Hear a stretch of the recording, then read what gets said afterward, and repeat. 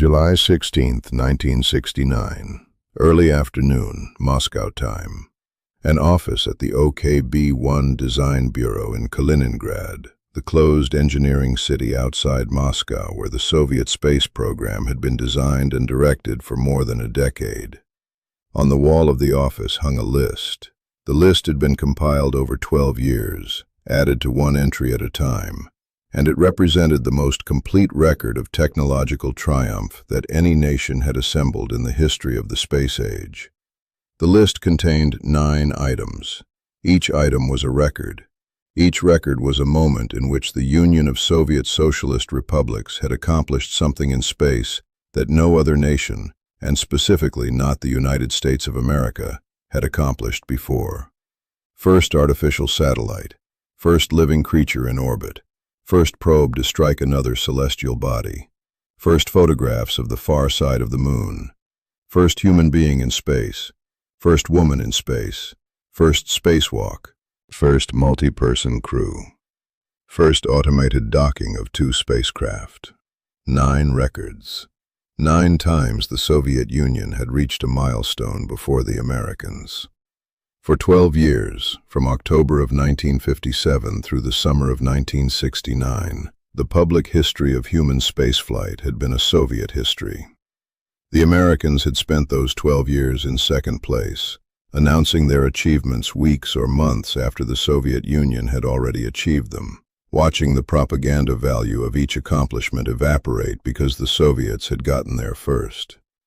The senior engineers of the Soviet space program understood the list as the documentary proof of a thesis they had been promoting to the world since 1957. The thesis was that the socialist system, with its centralized planning and its collective mobilization of resources, was technologically superior to the capitalist system of the United States. The 9 records were the evidence. Each one had been celebrated in Pravda, broadcast on Soviet television, paraded through Red Square, and cited in Soviet diplomatic communications as proof that the future belonged to the Soviet Union.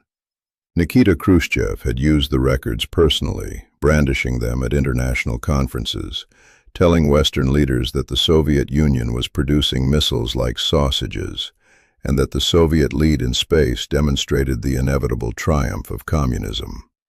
What the engineers looking at that list on the afternoon of July 16, 1969, did not yet fully comprehend was that 10,000 kilometers away, at a launch complex on the eastern coast of Florida, a rocket called the Saturn V had lifted off from the Earth approximately 6 hours earlier, carrying 3 American astronauts toward the moon. The mission was called Apollo 11. Over the next 8 days, the list of 9 Soviet records would not be erased entry by entry. It would not be contested record by record. It would be rendered, in a single stroke, into a historical prologue. The 9 Soviet firsts would become the answer to a trivia question. The 8 days of Apollo 11 would become the answer to a different question. The only question about the space race that the human species would still be asking a century later. Who reached the moon first? The Soviet Union had won 9 consecutive records across 12 years. The United States was about to win the only one that history would remember. The first record was achieved at 22 hours and 28 minutes Moscow time on October 4, 1957. When an R-7 rocket lifted off from the Turatom test range in the Kazakh Soviet Socialist Republic, carrying a polished aluminum sphere 58 centimeters in diameter and weighing 83 kilograms. The sphere was called Sputnik, the Russian word for satellite or fellow traveler. It carried 4 external radio antennas and 2 radio transmitters that broadcast a simple repeating pulse on frequencies that had been deliberately selected to be receivable by amateur radio operators around the world. The decision to use publicly accessible frequencies had been a propaganda choice. Sergei Korolev, the chief designer of the Soviet space program, whose identity remained a state secret, had wanted the entire world to be able to hear the sound of Soviet technological achievement passing overhead. The sound that Sputnik broadcast as it circled the Earth every 96 minutes was a simple electronic beep. Within hours of the launch, the beep had been recorded by radio operators across North America and Western Europe and rebroadcast on commercial radio and television networks. American citizens were able to tune their household radios to the frequency and listen to a Soviet machine passing over their own cities. The psychological effect on the United States was profound and immediate. The beep was harmless in itself, but every American who heard it understood the implication that lay behind it. A nation that could place a satellite in orbit over the United States could place a nuclear warhead over the United States. The R-7 rocket that had launched Sputnik was, in its original design, an intercontinental ballistic missile. The American response to Sputnik was a national crisis that historians would later call the Sputnik crisis. The United States had believed itself to be the unquestioned technological leader of the world. Sputnik demonstrated, in a manner that no American could ignore, that this belief was false.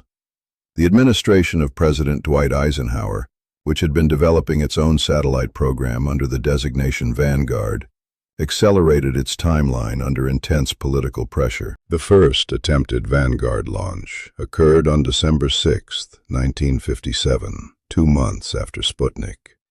The rocket rose approximately 4 feet off the launch pad, lost thrust, settled back onto the pad, and exploded in front of assembled international television cameras.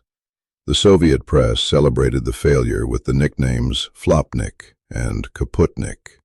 The contrast between the Soviet success and the American failure was broadcast around the world. The Soviet Union held a lead in space, and the lead was visible to everyone. The second record was achieved 1 month after the first. On November 3, 1957, the Soviet Union launched Sputnik 2, a satellite that carried the first living creature to orbit the Earth. The creature was a dog, a stray mongrel that had been found on the streets of Moscow and given the name Laika, the Russian word meaning barker. Laika was placed in a pressurized compartment in the satellite and launched into orbit, becoming the first animal to travel beyond the atmosphere. The Soviet propaganda apparatus presented Laika as a hero of Soviet science and broadcast images of the dog around the world. What the Soviet Union concealed and would continue to conceal for 45 years until the admission was finally made in 2002 was that Laika had died within hours of reaching orbit from overheating caused by a failure of the thermal control system. The Soviet public and the international audience were told that Laika had survived for several days. The truth was that the first living creature in orbit had been sent to certain death because the Soviet Union had not yet developed the technology to return a spacecraft safely to Earth. The record stood regardless. First living creature in orbit. The score, in the propaganda accounting that both nations were now keeping, stood at 2-0 in favor of the Soviet Union. The third and fourth records were achieved within a single month in the autumn of 1959, and together they extended the Soviet lead from low Earth orbit to the Moon itself. On September 14, 1959, the Soviet probe Luna 2 became the first human-made object to reach the surface of another celestial body. The probe was not designed to land softly. It was designed to impact. Luna 2 struck the lunar surface east of the Sea of Serenity at a velocity of approximately 3.3 kilometers per second, scattering across the Moon a set of metal pennants embossed with the Soviet coat of arms and the date of the launch. The Soviet Union had, in the most literal possible sense, planted its emblem on the Moon. The pennants remain on the lunar surface today, the first objects of human manufacture to reach another world. The fourth record followed 3 weeks later. On October 4, 1959, exactly 2 years after the launch of the first Sputnik, the Soviet Union launched Luna 3. The probe traveled around the far side of the Moon, and for the first time in human history, photographed the hemisphere of the Moon that is permanently turned away from the Earth and that no human being had ever seen. The photographs were of poor quality by later standards, grainy and low in resolution, but they revealed a fundamental fact about the lunar far side that had been entirely unknown.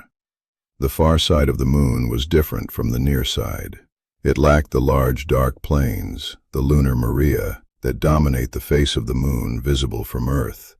The Soviet Union, having photographed this previously unseen hemisphere, claimed the right to name its features.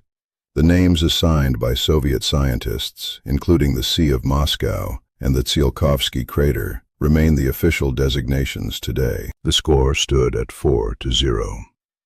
The fifth record was the one that transformed the space race from a competition over machines into a competition over human beings. And it was the record that struck the United States with the greatest psychological force since Sputnik. On April 12, 1961, a Vostok spacecraft lifted off from the Tyuratam test range, carrying Senior Lieutenant Yuri Alexeyevich Gagarin, a 27-year-old fighter pilot from the Smolensk region. As the rocket ascended, Gagarin transmitted a single word that would become one of the most famous utterances of the 20th century. Poyakali, let us go. Over the next 108 minutes, Gagarin completed a single orbit of the Earth, becoming the first human being to travel beyond the atmosphere and to see the planet from space. He reported that the Earth was beautiful, that he could see no borders or boundaries from orbit, and that the sky was very dark while the Earth was blue. The flight of Yuri Gagarin was a propaganda triumph of a magnitude that exceeded even Sputnik. The Soviet Union had not merely launched a machine into space. It had launched a man, returned him safely to Earth, and produced a living, smiling, photogenic hero who could be sent on international tours to embody the achievement. Gagarin became the most famous human being on the planet within hours of his landing. He toured more than 30 countries over the following years, greeted by crowds in the millions. The Soviet Union had demonstrated not only that it could reach space first, but that it could bring its cosmonauts home alive, a capability that the United States had not yet developed. The American manned spaceflight program had not yet launched a single astronaut. The American response came 23 days later, and it served only to emphasize how far behind the United States had fallen. On May 5, 1961, astronaut Alan Shepard was launched aboard a Mercury Redstone rocket on the first American manned spaceflight. The contrast with Gagarin's flight was stark and humiliating. Gagarin had completed a full orbit of the Earth, traveling more than 40,000 kilometers over 108 minutes. Shepard had flown a suborbital arc, rising to an altitude of approximately 187 kilometers and traveling a total distance of 487 kilometers over a flight that lasted 15 minutes and 22 seconds. Shepard had not orbited the Earth. He had not even reached orbital velocity. He had been launched up and had come back down. The American achievement was real, but it was a fraction of what the Soviet Union had accomplished 3 weeks earlier. It was against this background, with the Soviet Union holding a lead of 5 records to 0, and with the United States having just demonstrated that its best effort produced a 15-minute suborbital hop, that President John Kennedy made the decision that would ultimately reverse the entire trajectory of the space race. On May 25, 1961, 20 days after Shepard's flight and 43 days after Gagarin's orbit, Kennedy addressed a joint session of Congress and committed the United States to landing a man on the moon and returning him safely to the Earth before the end of the decade. The commitment was, at the moment Kennedy made it, almost absurd. The United States had accumulated a total of 15 minutes of human spaceflight experience. The Soviet Union was winning the race by every available measure. Kennedy was proposing to leap past the Soviet Union to an objective that neither nation possessed the technology to achieve. The Soviet engineers who heard about Kennedy's speech regarded it, in the recollection of Boris Chertok, as American bravado unsupported by capability. They continued collecting records. The 6th record was achieved on June 16, 1963, and it was conceived from the beginning as a propaganda operation rather than as a technical milestone.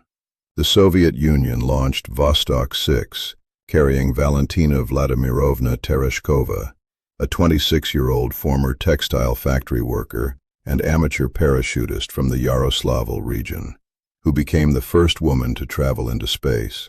Tereshkova orbited the Earth 48 times over a period of nearly 3 days, spending more time in space on her single mission than all of the American Mercury astronauts had accumulated across all of their flights combined. The selection of Tereshkova had been driven by political considerations that Nikita Khrushchev had articulated explicitly. He wanted to demonstrate that in the socialist system, a woman from the working class could achieve what the capitalist United States reserved for its male military test pilots. The propaganda value of Tereshkova's flight was considerable. The United States would not launch a woman into space for another 20 years, until Sally Ride flew aboard the space shuttle in 1983. For 2 decades, the Soviet Union could claim that it had placed a woman in orbit, while the United States had not, and that this disparity demonstrated the comparative progressiveness of Soviet society. The claim contained a significant element of distortion, since Tereshkova's selection had been a one-time political gesture rather than the beginning of any sustained program to include women in the Soviet cosmonaut corps. No second Soviet woman would fly in space until 1982. But the record stood, and the record was real. First woman in space. The score advanced to 6-0. The 7th record was achieved on March 18, 1965, and it was the most physically dangerous of all the Soviet firsts, although the danger was concealed from the public for many years. The Soviet Union launched Voskhod 2, carrying 2 cosmonauts, Pavel Belyayev and Alexei Leonov. Approximately 90 minutes into the flight, Leonov opened the hatch of an inflatable airlock that had been attached to the spacecraft and floated out into the vacuum of space, becoming the first human being to leave a spacecraft in orbit and to experience open space directly. The spacewalk lasted approximately 12 minutes. Soviet television broadcast images of Leonov floating against the blackness of space, tethered to the Voskhod by a 5-meter cable, and the images were transmitted around the world as another demonstration of Soviet leadership. What the broadcast images did not show, and what the Soviet Union concealed for years afterward, was that Alexei Leonov nearly died during the spacewalk. In the vacuum of space, his spacesuit had inflated beyond its designed dimensions, expanding like a balloon until it became so rigid that Leonov could no longer bend his joints. His hands had pulled out of the ends of his gloves. His feet had pulled out of his boots. When the time came to return to the spacecraft, Leonov discovered that his inflated suit was too large to fit through the airlock hatch. He was trapped outside the spacecraft, in a suit he could barely move, with a finite supply of oxygen, and with the spacecraft about to pass into the Earth's shadow, where he would be working in total darkness. Leonov made a decision that violated his mission protocols, and that he did not report to mission control until he had already executed it, because he knew that the time required to consult the ground would exceed the time he had to live. He opened a valve on his suit and bled oxygen out into space, deliberately reducing the pressure inside his suit so that it would deflate enough for him to bend his body and fit through the hatch. The maneuver risked decompression sickness, the potentially fatal condition that afflicts divers who surface too rapidly. Leonov reduced his suit pressure to the absolute minimum that would sustain consciousness, forced himself headfirst into the airlock against the procedures that called for him to enter feet first, and managed to turn himself around inside the cramped airlock to close the hatch behind him. He had been outside the spacecraft for 12 minutes and 9 seconds. His body temperature had risen so high from the exertion that he was, in his own later description, up to his knees in sweat inside the suit. The first spacewalk in human history had nearly become the first death in open space. The Soviet Union reported only the success. The score stood at 7-0. By this point, however, something had begun to change in the underlying dynamics of the competition, although it was not yet visible in the public record of records. The Soviet firsts were becoming more difficult to achieve and more dangerous to attempt. The Voskhod spacecraft that had carried Leonov was a modified version of the single-seat Vostok, adapted under political pressure to achieve propaganda firsts that its design did not safely support. The Soviet program was beginning to exhaust the supply of easy records.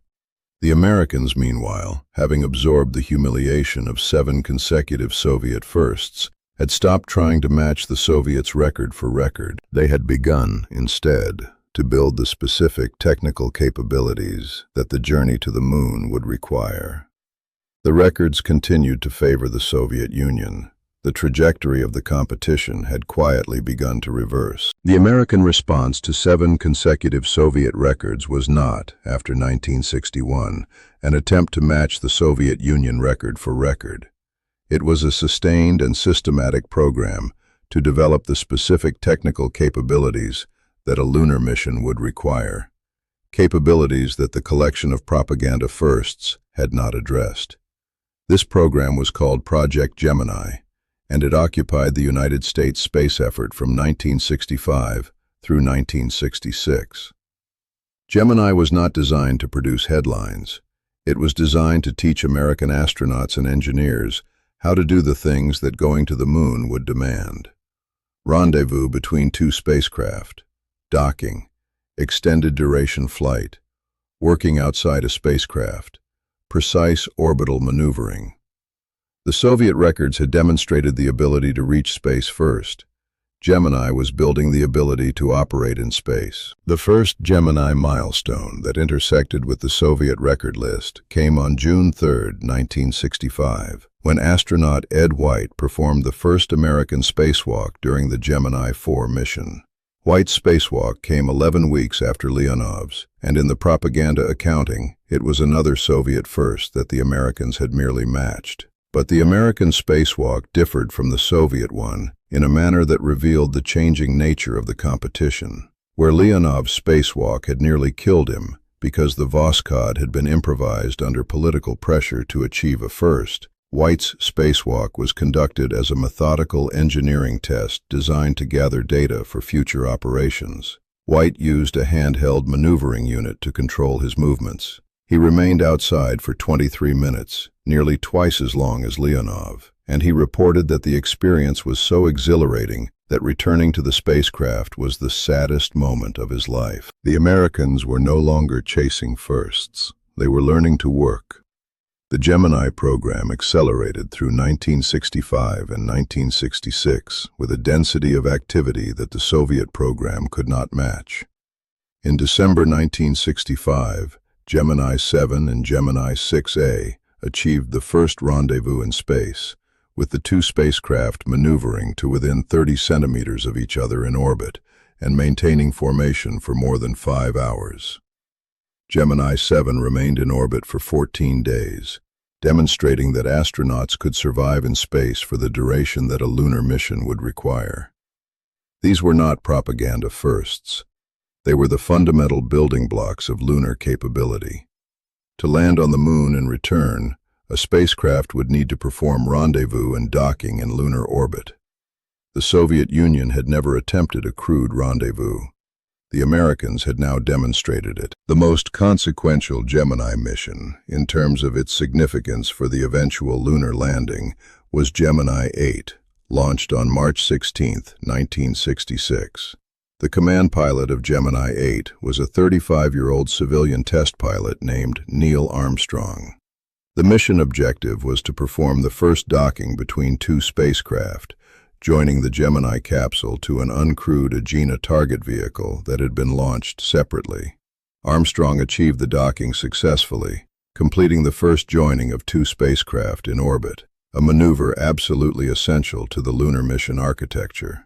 Then, approximately 27 minutes after the docking, the joined spacecraft began to roll. A thruster on the Gemini capsule had stuck in the open position, firing continuously and inducing a rotation that accelerated until the spacecraft was tumbling at a rate of approximately 1 revolution per second. At that rotation rate, Armstrong and his crewmate David Scott were approaching the threshold at which they would lose consciousness and the spacecraft would break apart. Armstrong's response to the Gemini 8 emergency was the performance that, in the assessment of NASA officials, secured his eventual selection as the commander of the first lunar landing. He undocked from the Agena, which stabilized that vehicle but accelerated the rotation of the Gemini capsule because the stuck thruster was on the capsule itself. With the spacecraft tumbling at more than 1 revolution per second, and his vision beginning to blur, Armstrong shut down the entire primary reaction control system and activated the re-entry control system, the backup thrusters intended for use only during atmospheric re-entry.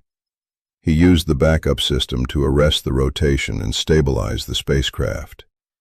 The mission was aborted and the crew returned safely. Armstrong had demonstrated, under conditions of extreme stress and imminent death, the capacity for calm, technical problem-solving that the lunar landing would eventually require.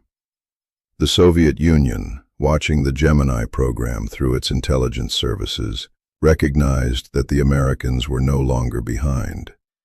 The Americans were building towards something the Soviet program had not even begun to attempt. The event that most damaged the Soviet position during this period was not an American achievement, but a Soviet loss. On January 14, 1966, Sergei Korolev, the chief designer whose identity had remained a state secret throughout his career and who had been the driving force behind every one of the 9 Soviet records, died on an operating table in Moscow during surgery for what should have been a routine intestinal procedure. He was 59 years old. The years he had spent in Stalin's gulag had damaged his health permanently. With Korolev's death, the Soviet space program lost the single individual who had possessed both the engineering genius and the political authority to drive the program forward. His successor, Vasily Mishin, possessed the engineering ability, but lacked Korolev's capacity to force the warring elements of the Soviet aerospace industry into coordinated action. The Soviet lunar program, already behind, began to fracture. The 9 records had been, in significant part, the achievements of one man. That man was now gone, and the records would soon stop.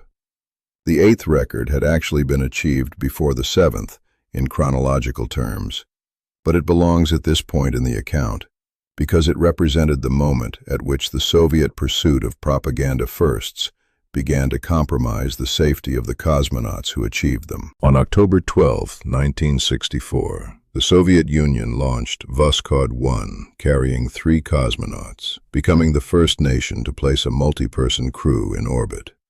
The achievement was real, in the sense that 3 men did fly together in a single spacecraft. But the manner in which the achievement was produced revealed the degree to which the Soviet program had begun to sacrifice engineering integrity for political timing. The Voskhod spacecraft was not designed to carry 3 people. It was a modified version of the single-seat Vostok, the spacecraft that had carried Gagarin. To fit 3 cosmonauts into a vehicle designed for 1, Soviet engineers had been forced to remove equipment that had previously been considered essential. The 3 cosmonauts of Voskhod-1 flew without spacesuits because there was insufficient room inside the cabin for 3 men wearing pressure suits. They flew without ejection seats because the seats could not be accommodated. The removal of the spacesuits meant that any failure of the cabin pressurization would kill all 3 men instantly, with no possibility of survival. The removal of the ejection seats meant that any failure during launch or landing would be unsurvivable.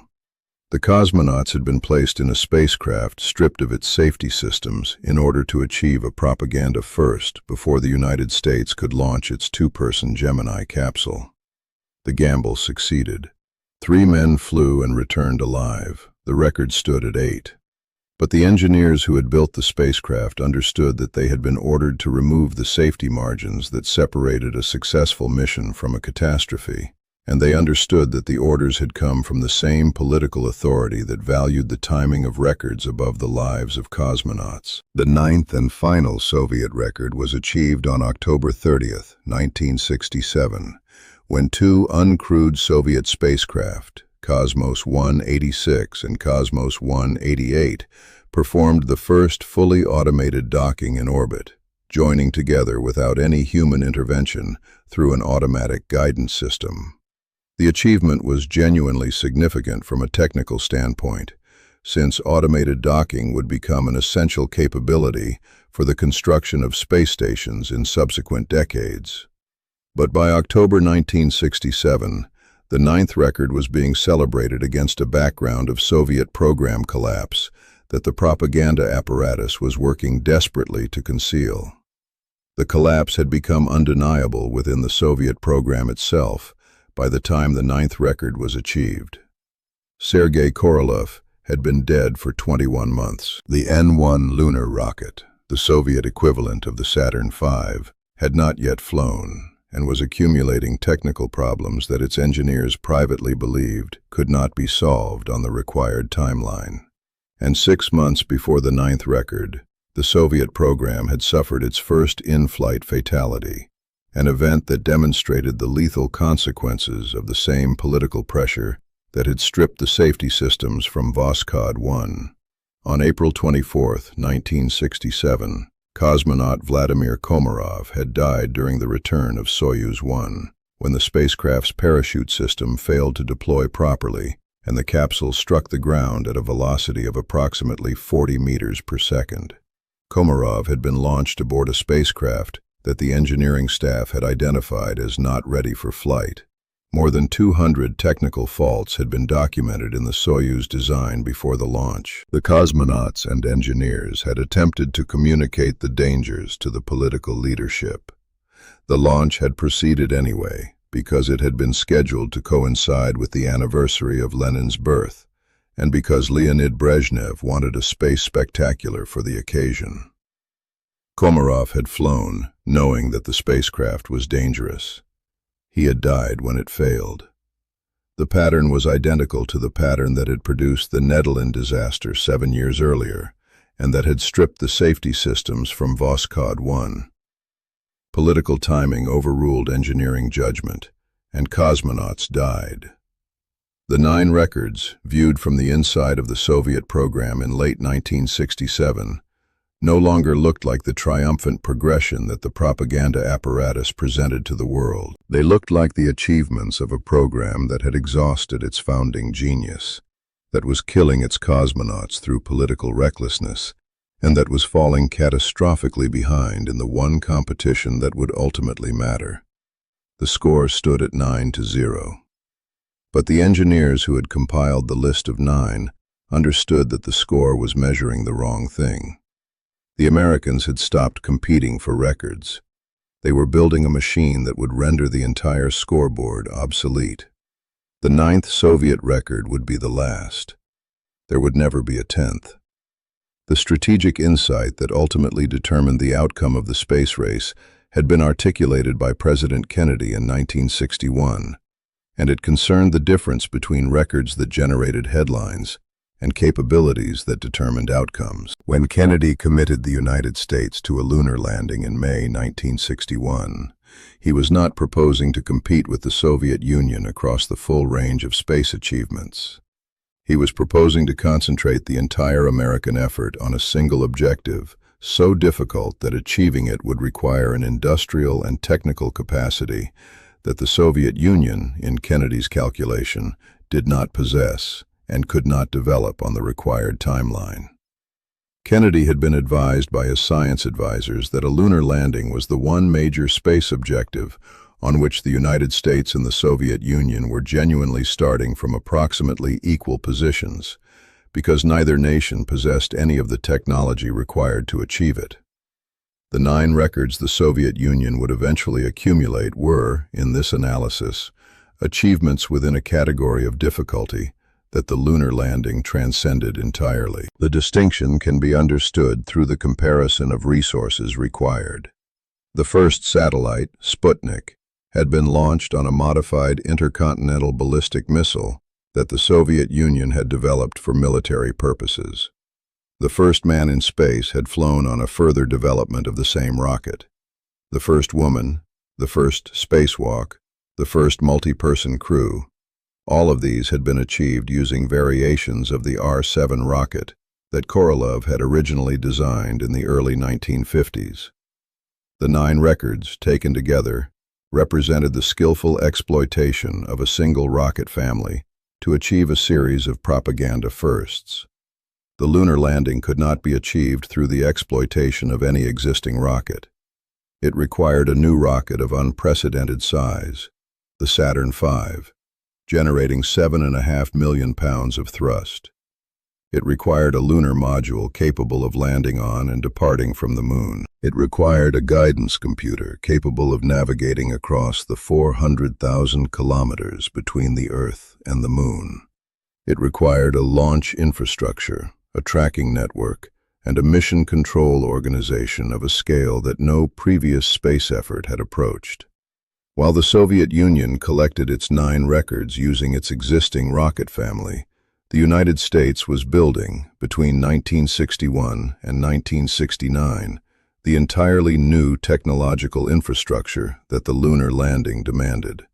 The Saturn V was developed by a workforce that reached 400,000 people.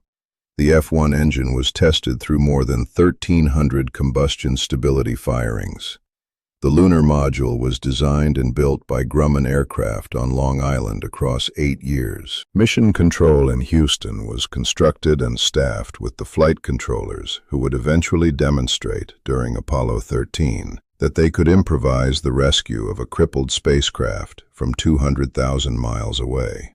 None of this infrastructure generated propaganda firsts during the years it was being built. It generated no records. It produced no headlines that could compete with the Soviet achievements. It was the patient, expensive, unglamorous construction of a capability that would, when it was complete, accomplish something that no accumulation of records could match. The first moment at which the changing balance became publicly visible came in December 1968 with the mission of Apollo 8.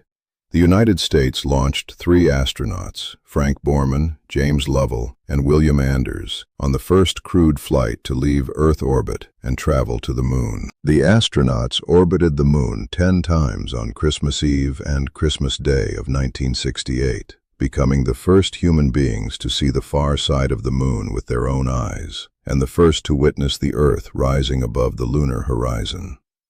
Apollo 8 was the first major space achievement of the entire competition that the Soviet Union could not contest.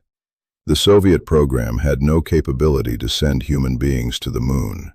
The N-1 rocket had not flown. The Soviet circumlunar program had been overtaken by the failures of its hardware. For the first time since October 1957, the United States had achieved a space first that the Soviet Union could not have achieved before it, could not match after it, and could not diminish through any propaganda response. The reaction inside the Soviet space program to Apollo 8 was the reaction of men who understood that they had lost. Alexei Leonov, the cosmonaut who had performed the first spacewalk and who had been training to command a Soviet circumlunar mission that would now never fly, gathered with fellow cosmonauts to listen to the Apollo 8 broadcast from lunar orbit on Christmas Eve. When the American astronauts read from the Book of Genesis and concluded with a wish of God's blessing on all the people of the good earth, Leonov stood at the window of his apartment and wept. He understood, as he would later write, that the 9 Soviet records had become irrelevant. The Americans had reached the moon with human beings. The Soviet Union had not. The only remaining question was when the Americans would land, and the answer to that question would arrive 7 months later, across 8 days in July of 1969. The 8 days that rendered the 9 Soviet records irrelevant began at 32 minutes past 9 in the morning, Eastern Daylight Time, on July 16, 1969. At Launch Complex 39A at the Kennedy Space Center in Florida, a Saturn V rocket lifted off carrying 3 astronauts toward the moon. The commander was Neil Armstrong, the civilian test pilot who had saved Gemini 8 from a fatal tumble 3 years earlier.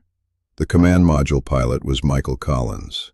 The lunar module pilot was Edwin Aldrin, known as Buzz. The mission was designated Apollo 11. Its objective was the objective that Kennedy had set 8 years earlier, when the United States had been losing the space race by 5 records to 0 and had possessed a total of 15 minutes of human spaceflight experience. The objective was to land men on the moon and return them safely to the Earth. The first 3 days of the mission were occupied by the translunar coast, the journey across the gulf between the Earth and the Moon. The Saturn V's third stage had accelerated the spacecraft to a velocity of approximately 39,000 kilometers per hour, sufficient to escape Earth orbit and travel to the Moon. On the 4th day, July 19th, the spacecraft entered lunar orbit. On the 5th day of the mission, July 20th, 1969, the event occurred that would define the entire space age and render the Soviet records into historical footnotes. At 102 hours, 45 minutes and 40 seconds of mission-elapsed time, the lunar module Eagle, carrying Armstrong and Aldrin, separated from the command module and began its descent toward the lunar surface. The descent was not routine. The guidance computer, overwhelmed by data, generated a series of alarm codes that nearly triggered an abort. Armstrong, looking out the window during the final approach, saw that the automated guidance system was carrying the lunar module toward a field of boulders surrounding a crater. He took manual control and flew the lunar module across the surface, searching for a clear landing site, while the fuel reserves dwindled toward the level at which an abort would be mandatory. With approximately 25 seconds of fuel remaining before the abort limit, Armstrong set the lunar module down on a flat area of the Sea of Tranquility. At 20 minutes past 4 in the afternoon, Eastern Daylight Time, he transmitted the words that confirmed the achievement. Houston, Tranquility Base here. The Eagle has landed. 6 hours and 39 minutes later, at 56 minutes past 10 in the evening, Eastern Daylight Time, Neil Armstrong descended the ladder of the lunar module and placed his left boot on the surface of the Moon. As he did so, he spoke the sentence that would become the single most famous utterance in the history of human exploration. "That's one small step for man, one giant leap for mankind." An estimated 600 million people watched the moment on television, the largest audience that had ever witnessed any event in human history to that date. The audience included citizens of the Soviet Union who had tuned clandestine receivers to foreign broadcasts because Soviet television did not carry the lunar landing live. Aldrin joined Armstrong on the surface approximately 20 minutes later. The two men spent 2 hours and 31 minutes on the lunar surface, collecting samples, deploying scientific instruments, and planting an American flag. The remaining 3 days of the mission were occupied by the return journey. The lunar module ascended from the surface, rejoined Collins in the command module in lunar orbit, and the 3 astronauts began the trip back to Earth. On the 8th day of the mission, July 24th, 1969, the command module re-entered the Earth's atmosphere and splashed down in the Pacific Ocean. The mission was complete. 8 days after Apollo 11 had left the Earth, 3 Americans had landed on the Moon, walked on its surface, and returned alive. The objective that Kennedy had set in 1961 had been achieved with 5 months remaining before the deadline of the decade's end. The significance of the 8 days, in relation to the 9 Soviet records, lay in a fact about human memory that the Soviet propaganda apparatus had failed to anticipate. The 9 records had each been, at the moment of their achievement, genuine global sensations. Sputnik had triggered a national crisis in the United States. Gagarin had become the most famous man on Earth. Each record had dominated the world's attention for days or weeks. But human memory does not preserve the full sequence of a competition. It preserves the outcome. A century after the space race, the question that school children would be asked would not be who launched the first satellite, or who sent the first man into orbit, or who performed the first spacewalk. The question would be, who reached the Moon? The 8 days of Apollo 11 had not erased the 9 records by contesting them individually. They had erased them by answering the only question that history would ultimately ask, and by answering it in favor of the United States. The official Soviet response to Apollo 11 was silence, calibrated and deliberate, designed to minimize the domestic impact of an American achievement that the Soviet leadership could not contest and did not wish to publicize.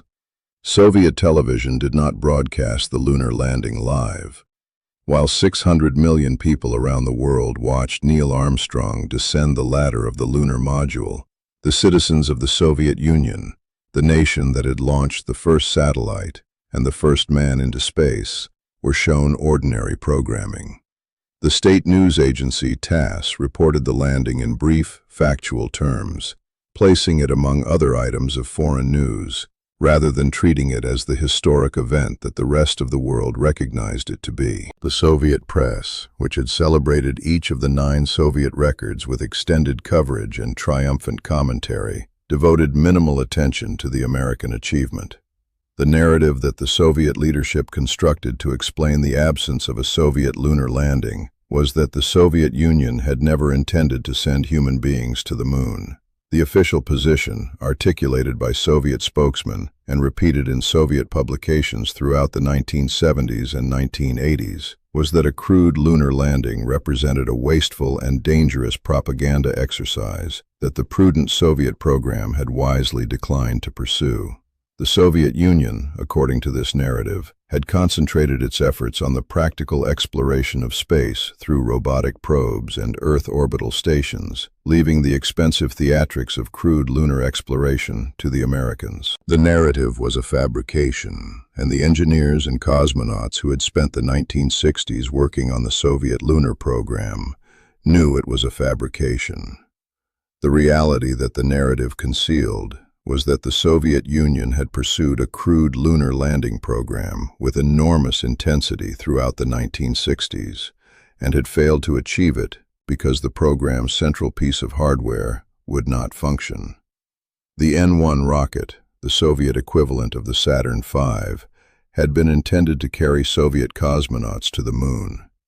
It had failed on its first launch attempt in February 1969. It had failed catastrophically on its second launch attempt on July 3, 1969, when the rocket exploded on its launch pad in one of the largest non-nuclear explosions in history. The second N-1 explosion had occurred precisely 13 days before the launch of Apollo 11. While the United States was conducting the final preparations for the mission that would land men on the moon, the Soviet Union was clearing the wreckage of the rocket that had been intended to carry Soviet cosmonauts to the same destination.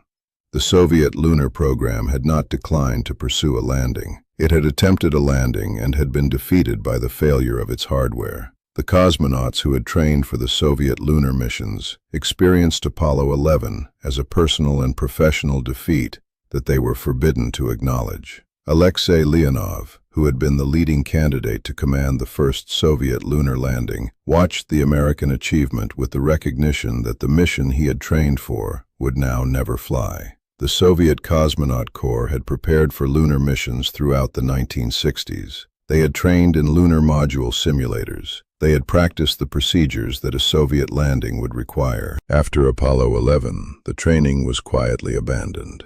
The cosmonauts were reassigned to Earth orbital programs. The lunar simulators were repurposed.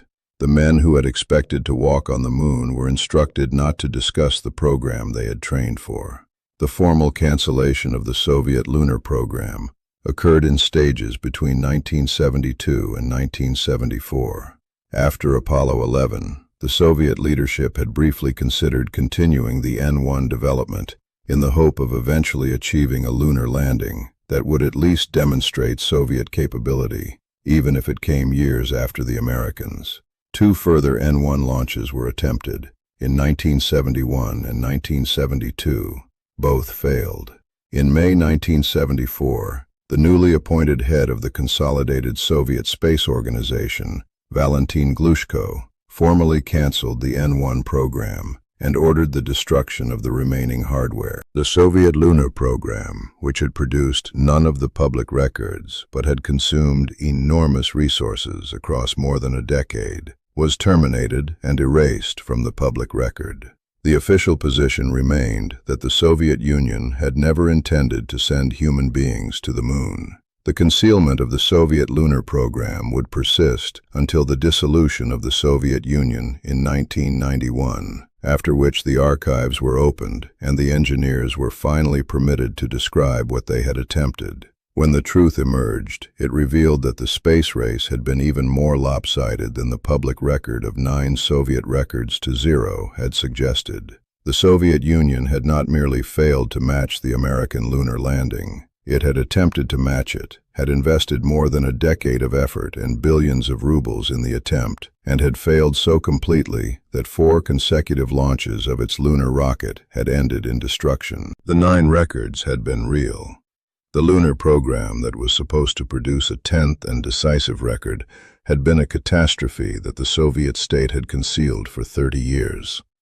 The reassessment of the space race that became possible after the dissolution of the Soviet Union in 1991 transformed the understanding of the competition on both sides of the former Iron Curtain. For 30 years, the Soviet public had been told that the 9 records represented an unbroken record of Soviet superiority, and that the absence of a Soviet lunar landing reflected a deliberate Soviet choice rather than a Soviet failure.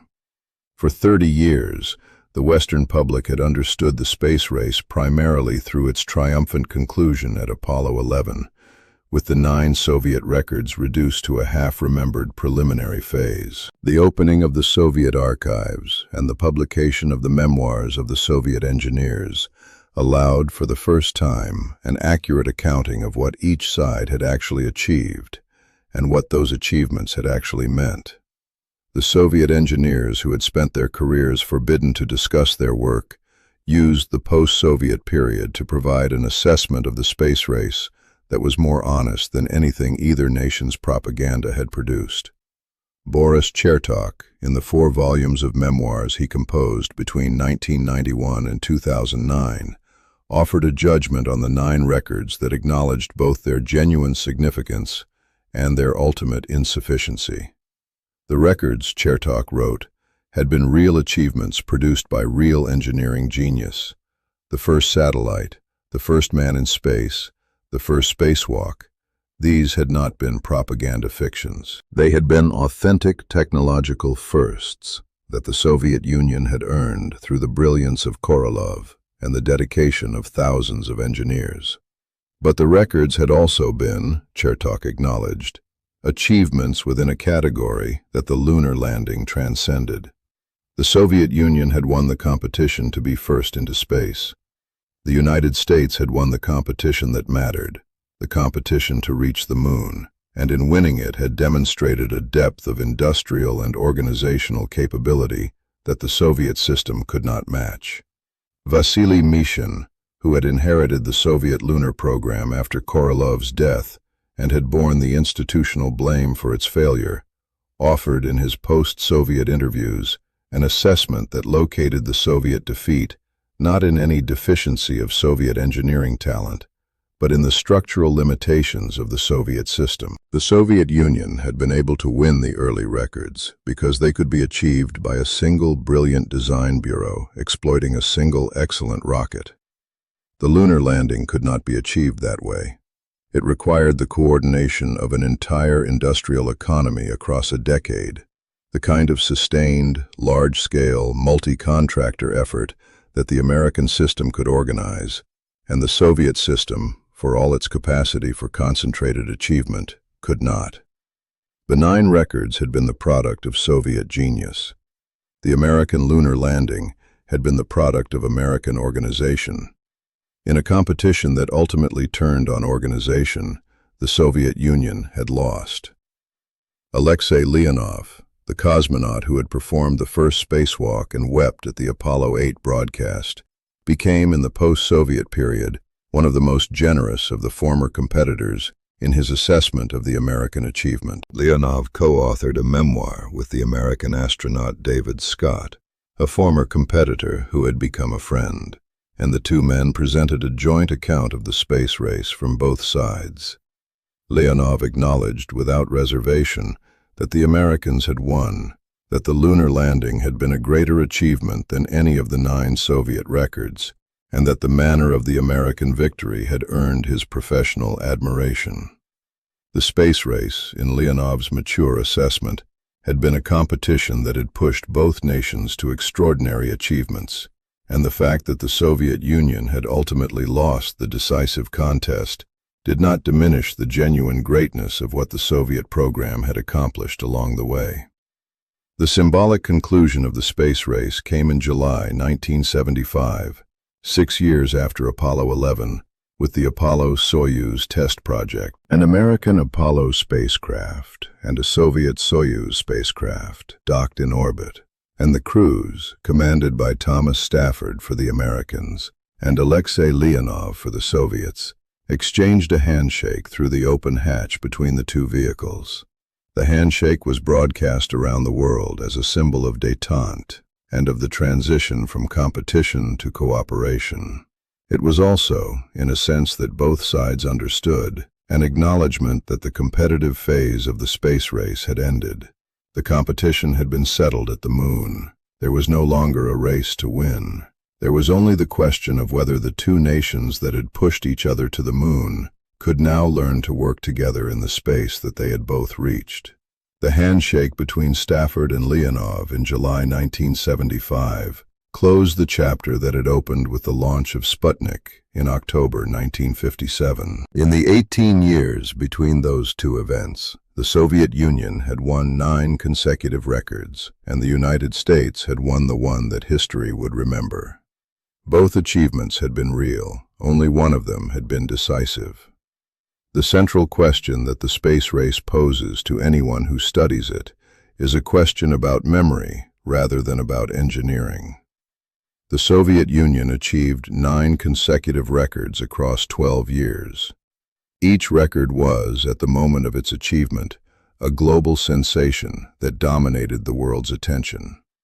And yet, within a single generation, 8 of the 9 records had faded into the specialized knowledge of historians and space enthusiasts, while the American lunar landing had become one of the small number of events that defined the entire 20th century in the collective memory of the human species.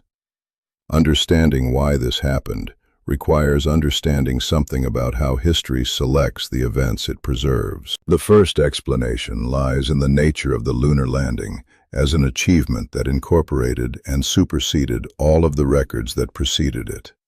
To land men on the moon and return them safely required, as prerequisites, the ability to do everything that the 9 Soviet records had demonstrated. A lunar mission required the ability to place objects in orbit, which Sputnik had first demonstrated. It required the ability to sustain living creatures in space, which Laika had first demonstrated. It required the ability to send human beings into space and return them alive, which Gagarin had first demonstrated. It required the ability to conduct activities outside a spacecraft, which Leonov had first demonstrated. It required rendezvous and docking, which the later records had demonstrated. The lunar landing was not a separate achievement that competed with the 9 records. It was an achievement that contained all of them as components, and then added the immense additional capability required to cross the gulf to the moon and operate on its surface. The moon landing did not defeat the 9 records, it absorbed them. The second explanation lies in the psychology of how human memory organizes a competition.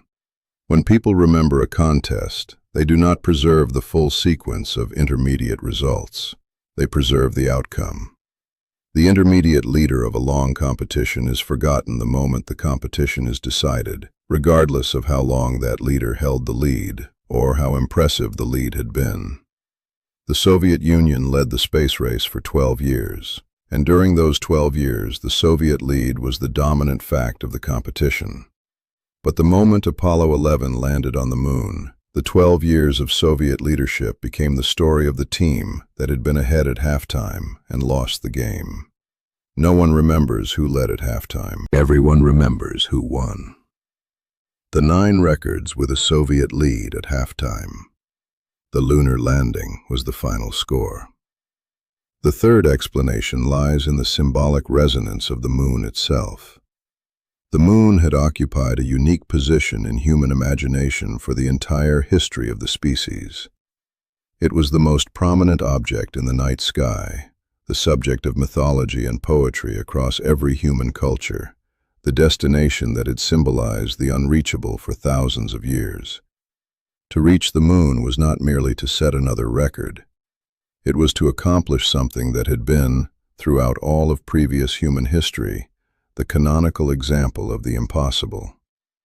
When the United States landed men on the moon, it converted the supreme symbol of human limitation into a demonstration of human capability.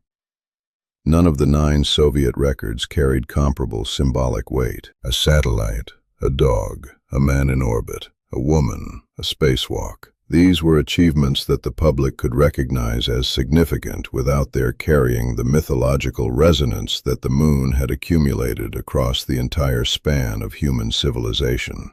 The combination of these 3 factors produced the outcome that the Soviet propaganda apparatus had failed to anticipate when it celebrated each of the 9 records as evidence of permanent Soviet superiority.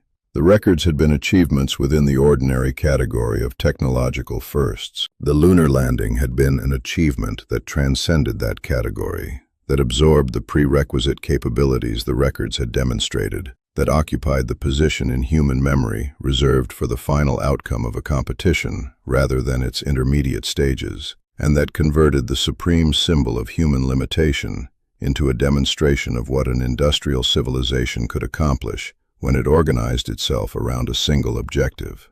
The 9 records were erased, not because they were diminished, but because they were superseded.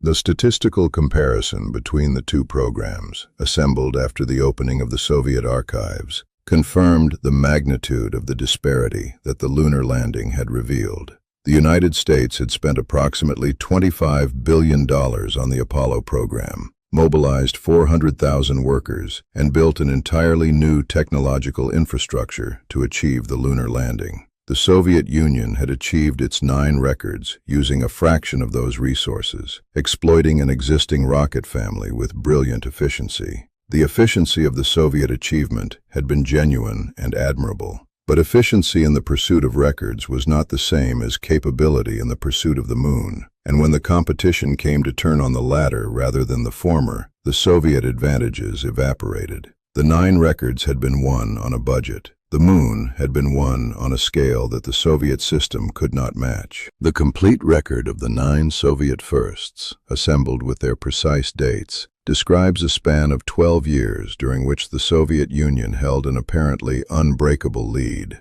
The first artificial satellite, Sputnik 1, was launched on October 4, 1957.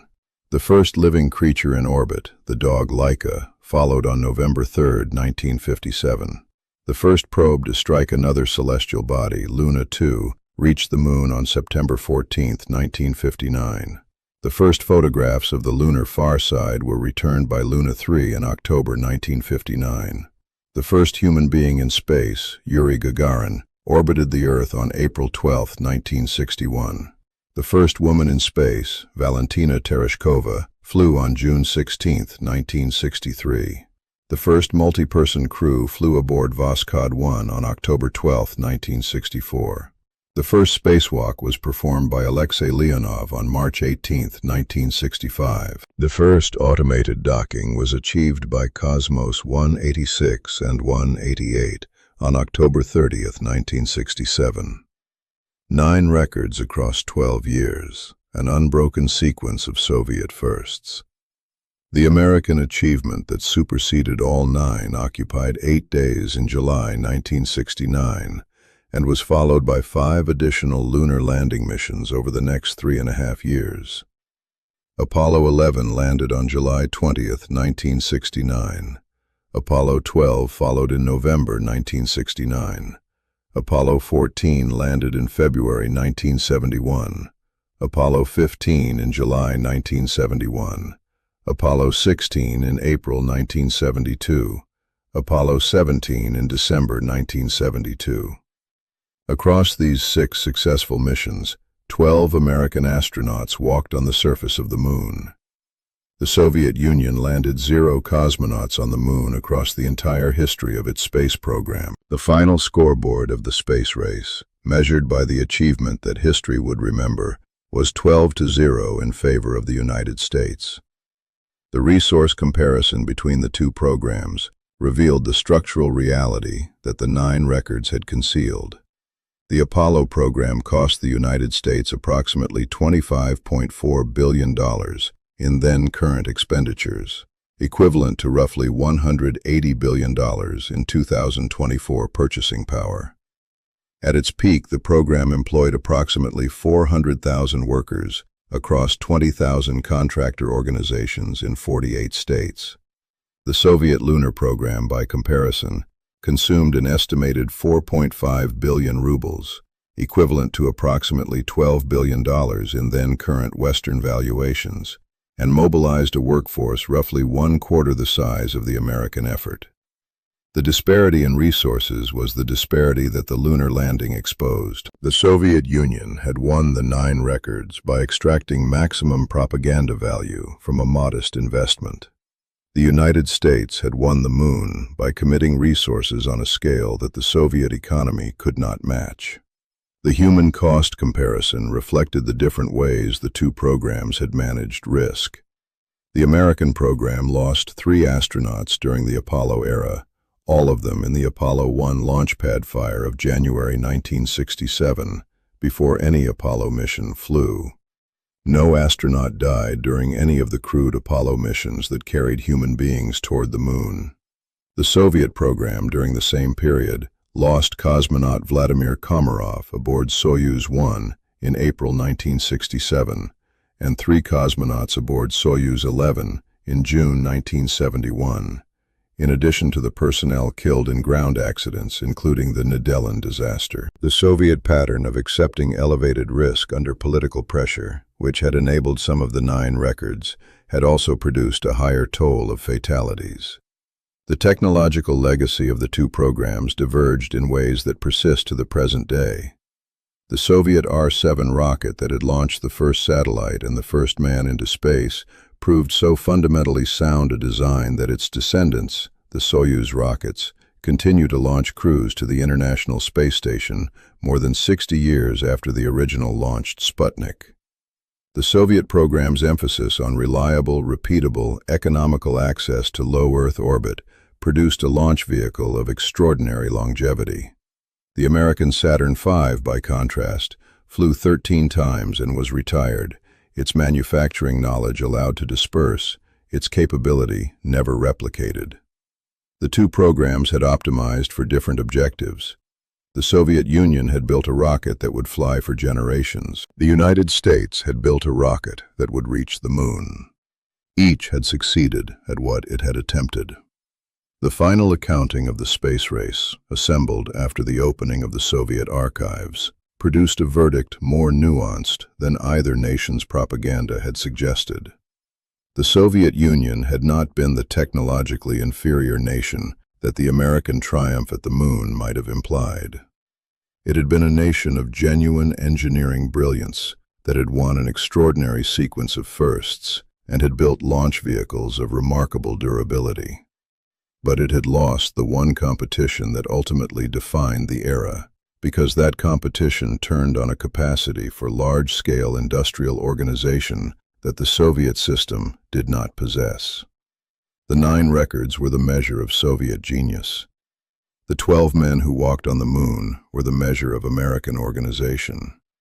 History, asked to render a verdict, remembered the 12 men. Alexei Leonov, the cosmonaut who had performed the first spacewalk and who had wept at the window of his apartment listening to the Apollo 8 broadcast on Christmas Eve of 1968, lived until 2019, long enough to become one of the last surviving participants in the competition that had defined his generation. In the memoir he co-authored with the American astronaut David Scott, Leonov offered a reflection on the 9 Soviet records and the American lunar landing that has come to stand as one of the most generous and accurate assessments any participant ever provided of the meaning of the space race. "We were first into space," Leonov wrote. "We were first in everything that mattered until the one thing that mattered most. For 12 years we proved to the world that the Soviet Union could reach further into space than the United States. And then the Americans went to the moon, and everything we had done became the prologue to their achievement." I do not say this with bitterness. I say it because it is true, and because I have come to understand, in the decades since, that there is no shame in it. We pushed the Americans, they pushed us. Neither of us would have gone as far as we did without the other. The 9 records were real. Gagarin was real. My spacewalk was real. But the moon was the answer to the question that humanity had been asking for 10,000 years, and the Americans answered it first. When I shook hands with Tom Stafford in orbit in 1975, I was shaking hands with the men who had won. I was proud to do it. We had run the greatest race in the history of our species, and we had lost it honorably to opponents who had earned their victory. The deeper lesson of the space race, as it emerged from the assessments of the participants on both sides, concerned the difference between being first and winning. The Soviet Union had been first in nearly everything. It had been first into orbit, first to send a living creature into space, first to send a human being, first to send a woman, first to walk in space. It had accumulated a record of firsts so dominant that, at the midpoint of the competition, the Soviet victory had appeared total and permanent. And yet the Soviet Union had lost, because the competition had ultimately been decided not by the accumulation of firsts, but by the achievement of a single objective that transcended all of them. The 9 records had been the measure of who could move fastest in the early stages. The moon had been the measure of who could go furthest in the end. The contrast between the 9 records and the 8 days illuminated a truth about achievement that extended beyond the space race into the general structure of human competition. Speed in the early stages and victory in the final outcome are not the same thing, and the second does not follow from the first. The Soviet Union had optimized for speed, and it had been faster than the United States across 12 years and 9 records. The United States had optimized for the final objective, and it had reached the moon.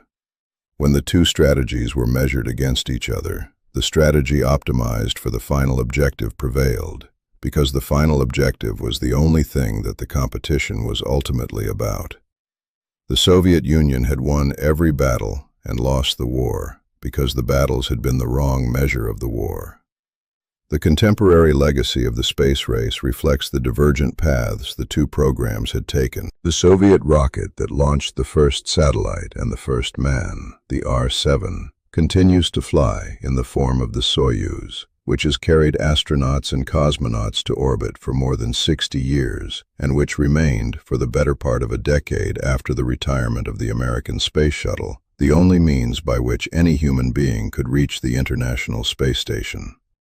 The Soviet emphasis on reliable, economical access to orbit produced a vehicle that outlived the Soviet Union itself.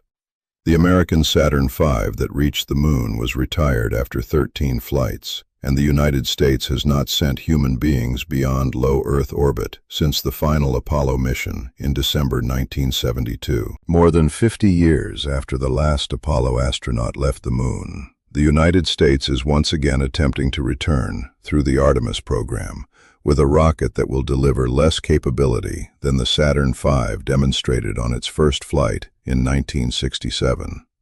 The capacity that won the moon has had to be rebuilt from the beginning, because the original was allowed to disappear.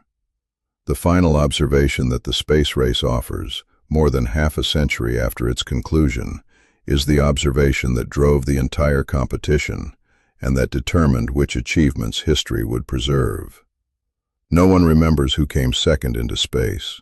Almost no one outside the community of historians can name the second satellite, the second man in orbit, the second nation to walk in space. But everyone remembers who walked on the moon. The Soviet Union won 9 consecutive records and lost the only one that the human species would still be discussing a century later. The 8 days of Apollo 11 did not contest the 9 Soviet records. They rendered them into the answer to a question that history had stopped asking. If this account of the space race brought you closer to understanding how a 12-year Soviet lead was erased in 8 days, consider subscribing to Space Race Tales. Every week we bring you the untold stories of the Cold War cosmos, the cosmonauts and astronauts who flew impossible missions, the engineers who built impossible machines, and the secrets that 2 superpowers spent decades hiding from the world. The space race did not end in 1972. The stories are only beginning to be told. Subscribe, hit the notification bell, and join us for the next chapter.